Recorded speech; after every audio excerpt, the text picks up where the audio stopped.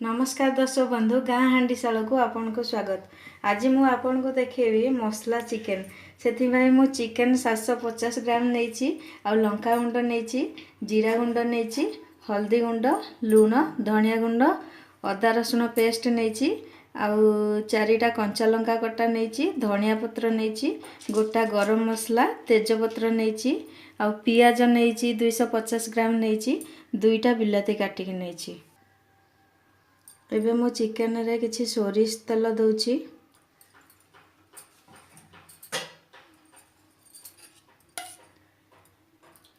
दही 4 चम्मच दउची।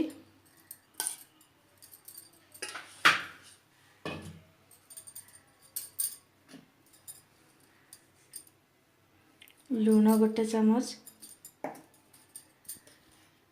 हल्दी हाफ चम्मच, जीरा गुंड हाफ चम्मच, धनिया गुंड हाफ चम्मच, लंका गुंड हाफ चम्मच, अदा रसुण पेस्ट 1 चम्मच। ये सब देके मैं ताको मैरिनेट कर दूची।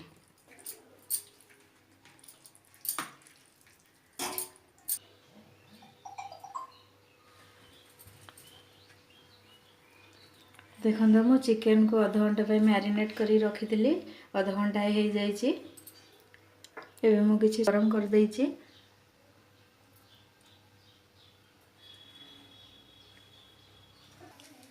एबे तेल गरम हो आसलानी। मु किछि गोटा गरम मसला नउछि, तेज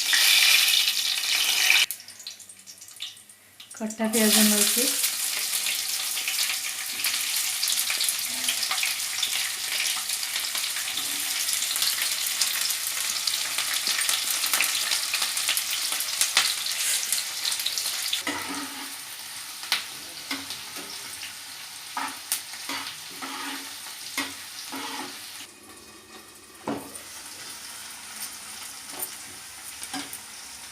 देखो ए पियाज भाजी आसलानी।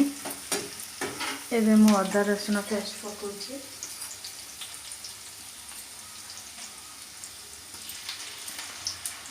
अदा रसुण पेस्ट मु 3 चम्मच पकाउछि।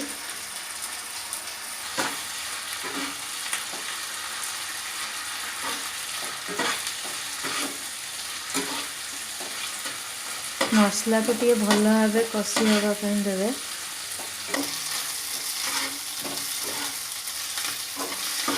एबे मसला हो आसलानी। मु काटिक रखी टमाटो पकाउछि।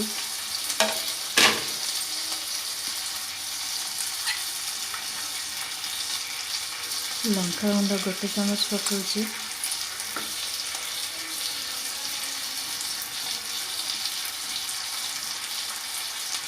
लूण 1 चम्मच पकाउछि। मैरिनेट बने लूण पकाई से अल्प लूण पकई। जीरा गुंड हाफ चम्मच पकाउछि। हल्दी गुंड हाफ चम्मच पकाउछि।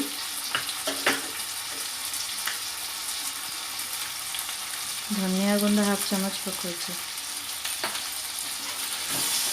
एबे ताको हम 2 मिनिट टाइम भल भाव कषिदबा। एबे 2 मिनिट मसला कषि गला परे मु चिकेन को पके दउछि।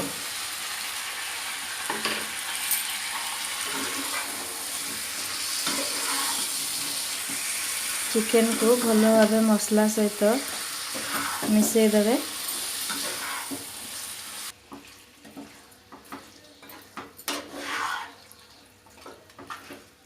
चिकेन को भल भाव लेउटेला परे ताकू 5 मिनिट पई घोड़े देवे। एबे 5 मिनिट हो जाइए। एबे चिकेन रो पानी पळे आसलानी। ताकू भल भाव लेउटे देवे। लेउटे देला परे ताकू एमती 20 मिनिट पई गैस फ्लेम पूरा सिम कर देवे। सिम कर देके ताकू रखिए कहीं ना पानी टोटल दिया जाउने। सिम हम जोर देले लगी जीवो। 5 मिनिट रे थरे ताकू देखिकी लेउटे देउथिबे। 20 मिनिट पर्यंत एटा एमती रहिबो।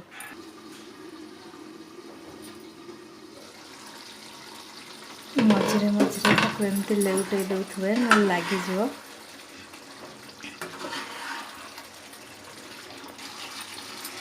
देखंतु एबे चिकेन सिझी आसलानी।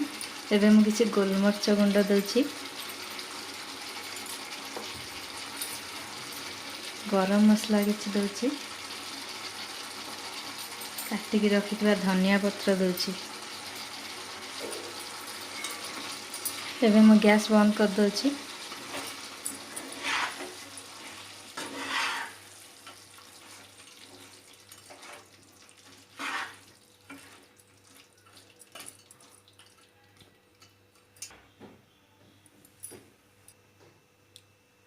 एबे मसला चिकेन हो आसलानी। मु गोटे प्लेट को खोल दउछि। देखंतु एबे मसला चिकेन प्रस्तुत हो जाइछि। जदि आउ किछि जानिबार अछि कमेंट सेक्शन को जाइके कमेंट करंतु, लाइक करंतु, सब्सक्राइब करंतु। धन्यवाद।